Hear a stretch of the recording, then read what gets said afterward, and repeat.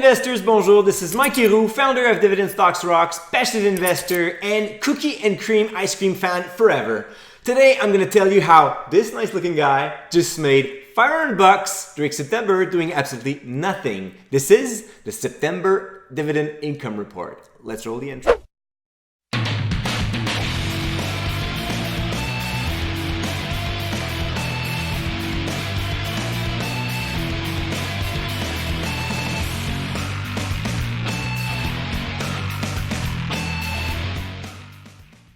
Investors, bonjour.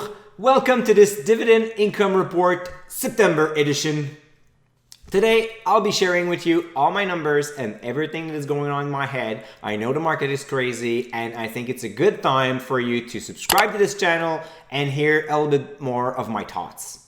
Let's get on with the results right away, because nothing matters more than money, right?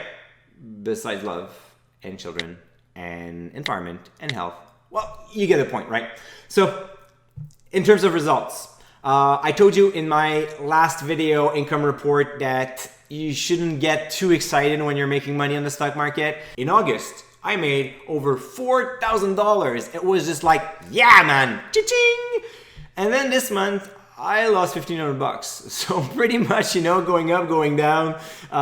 Those things happen all the time in the stock market, and this is the life of any investors. About half of my portfolio is invested in the Canadian stocks. Those were pretty much flat. I made like $150 on it, not much to say. And because it was summertime, because there's concern about the trade war and so on, the US market didn't help me that much, and I lost about $1,700. So you net that up, and I'm down in the hole by $1,500. Not too interesting, right? But I made almost $500 in dividend, and that is pretty cool. That's pretty cool because it's 20% more than last year.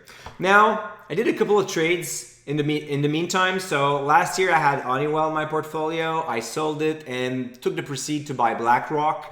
BlackRock is paying more dividend right now because I increased my position with more dividend paid that I received. So I had a larger position in BlackRock than I had in Honeywell, and I also had Sylogist that wasn't in my portfolio. Overall, all my other holdings have been paying me more than last year. And it's a good thing that I got that $500 from dividend, because if not, my portfolio total value would be down by $2,000. Another interesting fact is I also track my past 12 months dividend to see how much I'm making. And right now I'm this close to make $300 every month for doing absolutely nothing. So just by waking up in the morning and having my morning run, I'm making $300. Over the past 12 months, I've received a total dividend of $3,581. That's pretty cool, isn't it? What I like the most about receiving those dividends is no matter what's happening on the stock market, I still get some cash in my account. I still get some reserve that I can use in the future. Keep in mind that this is a Lira account, which means that it's a locked-in account. I cannot put any more money into it. So those results are just the fruits of my initial investment. Now moving on to the second part of this income report, I'm answering this question, Mike, would you do it again? Exactly 2 years ago, I received a big fat check of $108,000. Thank you, former employer. And I decided to invest it all like a fool.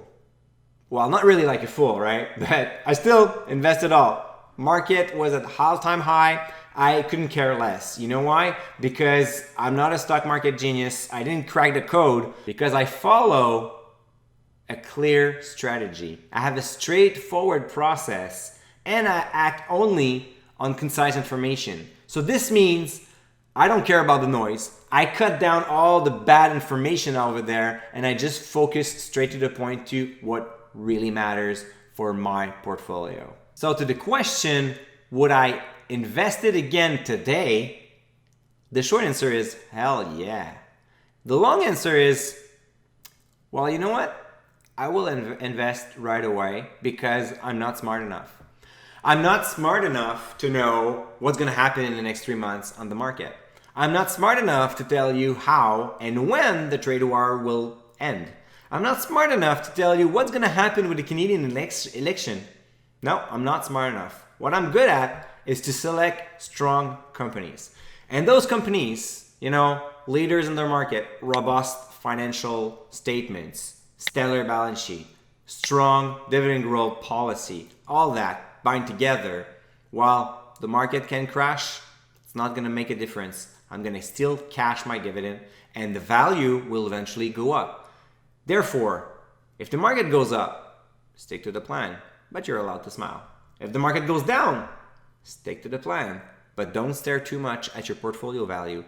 If the market goes sideways, well, you see it coming, stick to the plan. Right now, I can think of at least a dozen of factors that could influence the market at any time and could potentially bring in it very high or very low. So just for fun, let's pull out a dozen of factors right away. So how about the Brexit, the inverted yield curve, the negative bond yield, election in Canada, government debts, household debts, housing market in Canada and some places in the United States, Fed cutting down rates, Fed pouring money into intraday market to make sure that there's liquidity, many pension plans underwater, automobiles slowing down, trade war, and what brings me to the last part of this income report, the ISM manufacturing export going down very low. Now let's pull out that chart and I'll tell you what's happening. So what you can see here is the ISM manufacturing export index, and basically it's going down very fast.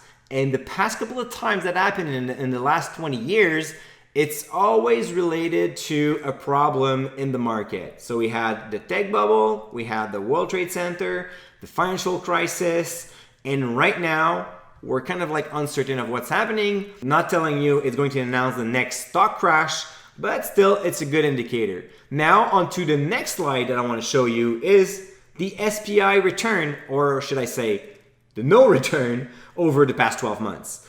As you can see, over the past 12 months, and this video was recorded on October 2nd in the morning, and the market was already down pretty much. So I don't know how the rest of the day will happen, but basically over the past 12 months, there was no money to be made on the US market. Now, let's go back to my face. Funny enough, my portfolio shows a total growth of about 12% in the past 12 months. Roughly half of it is coming from either dividend payment or currency factor. Basically, the US dollar is a little bit stronger than last year compared to the Canadian dollar, and when I converted all my money into Canadian dollars, because I'm Canadian, right? I'm just showing a little bit better numbers right now. But overall, I have half of my profit coming just because I've picked some great stocks growing in value throughout this market sideways. And the other half is just currency value and dividend payment. So I just want to tell you here, take a moment and end that video with that, is just to tell you, when you invest in strong companies, you can count on various factors to grow your portfolio. In this case, I decided to diversify between Canadian and the US. Sometimes it will have a good effect, sometimes it will have a bad effect. Right now, I'm gonna take that difference of currency factor of about 3.7%. I mean, it just feels good, right? Then you have the dividend.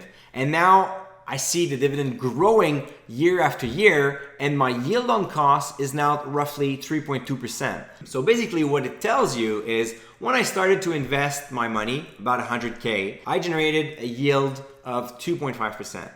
Now, if I look at the dividend that I'm going to receive in the next 12 months, divided by my original amount, my portfolio is generating a yield on cost of roughly 3.3%. That's pretty good. I'm gonna reach 4% in a few years, and it's gonna keep growing and growing ever. So what's gonna happen in the next couple of months? Will the index of the ISM is just one factor that will lead to a huge recession and a stock market crash?